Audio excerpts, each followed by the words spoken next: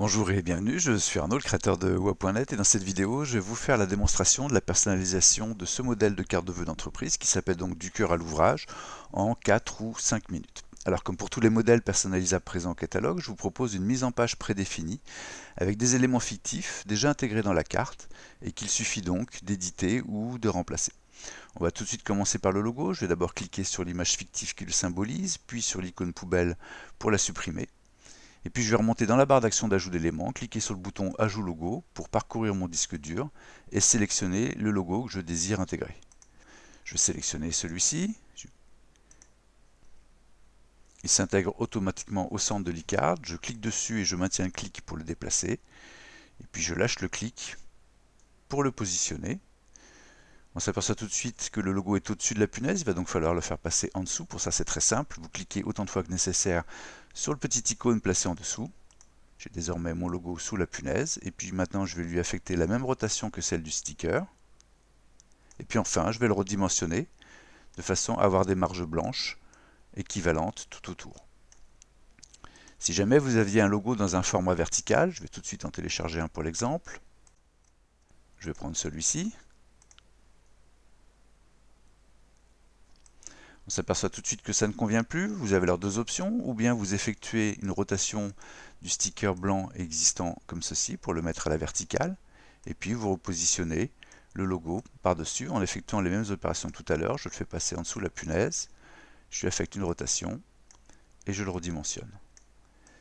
Si jamais ça ne convenait toujours pas, vous pourriez toujours supprimer le sticker blanc présent par défaut et puis remonter dans la galerie d'images et sélectionner un sticker dont les proportions sont plus proches de celles de votre logo. Je pourrais prendre par exemple celui-ci. Je fais passer le sticker en dessous tous les éléments. Voici ma punaise, voici mon logo.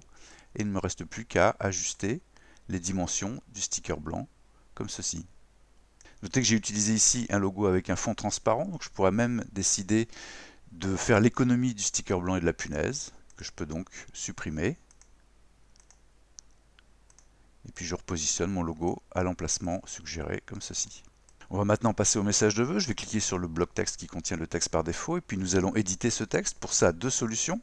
La première, c'est double-cliquer dans le bloc texte, sélectionner le texte présent par défaut et puis taper le message de vœux désiré.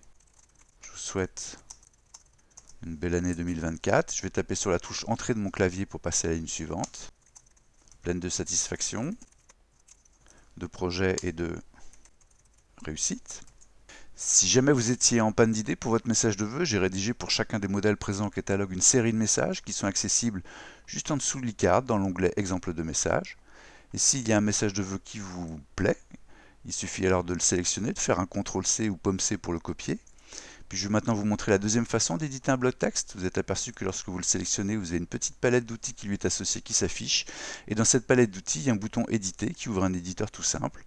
On sélectionne le texte présent et on fait un CTRL-V ou Pomme-V pour copier le texte précédemment sélectionné, comme ceci.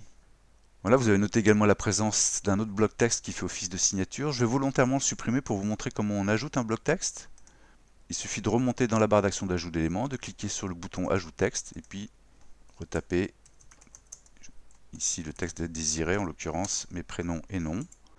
Je vais lui affecter maintenant les mêmes caractéristiques de police que celles du message de vœux. Donc on a la Shadows into Light en taille 19 en gris foncé. On est déjà en taille 19, on est déjà en gris foncé. Je vais juste sélectionner la Shadows into Light, comme ceci, puis je vais repositionner la signature en alignement fer à droite. Voilà, à ce stade, il ne me reste plus qu'à éditer mes coordonnées. Même procédé, on ouvre l'éditeur, on tape ses coordonnées. Alors, en l'occurrence ici, l'entreprise s'appelle Malval. J'ai mon adresse postale et mon téléphone.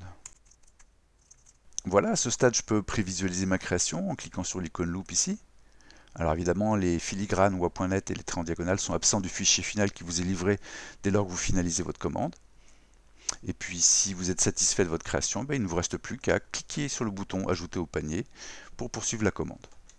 Si jamais vous souhaitez faire des modifications mais conserver cette première version, il suffit de cliquer sur l'icône disque ici. On va la nommer Créa 1.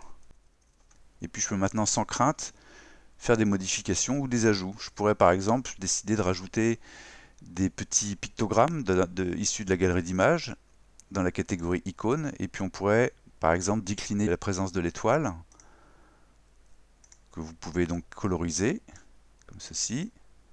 Oui, alors j'ai mis blanc, mais on pourrait choisir des teintes différentes, hein. Je vais la dupliquer pour en avoir plusieurs tout autour du cœur. Je reclique sur le bouton duplication, j'en mets ici. Bon, vous avez compris le principe, je m'arrête là, sachant que vous pouvez les coloriser pour les harmoniser par exemple avec les teintes de votre logo. Donc on a un jaune, un orangé, un rouge, il y a un peu toutes les couleurs de l'arc-en-ciel ici. Donc je pourrais par exemple ici la mettre en jaune, celle-ci la mettre en rouge, ici un violet par exemple.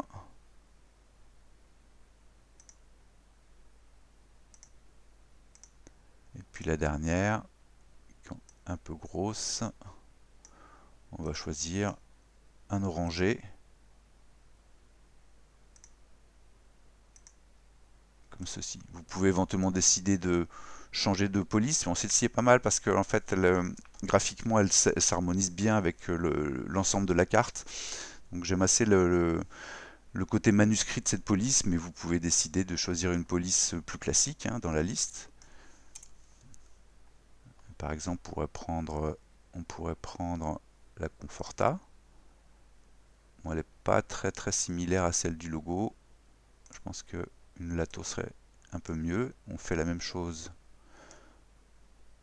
sur la signature, comme ceci. Et puis je vais maintenant sauvegarder ma deuxième créa. Je reclique sur l'icône disque, je la nomme maintenant créa 2. Et à ce stade, je peux consulter mes différentes créations en cliquant sur l'icône charger une création. On a une petite pelle qui s'ouvre et on active l'une ou l'autre des créations. Voici la première, voici la deuxième. Bon, j'active la deuxième parce que finalement c'est celle que je préfère et je clique sur le bouton ajouter au panier pour finaliser la commande. Voilà, vous savez tout pour bien personnaliser cette carte de vœux. Merci beaucoup pour votre attention et à très bientôt sur Web.net.